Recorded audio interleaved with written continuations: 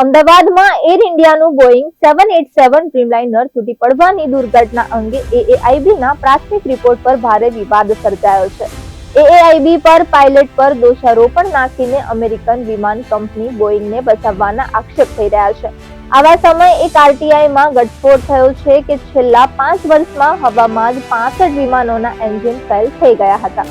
ડીજીસીએના આંકડા મુજબ વર્ષ 2020 થી 2025 વચ્ચે ઉડ્ડયન સમયે 65 વખત એન્જિન ફેલ થઈ ગયા હતા.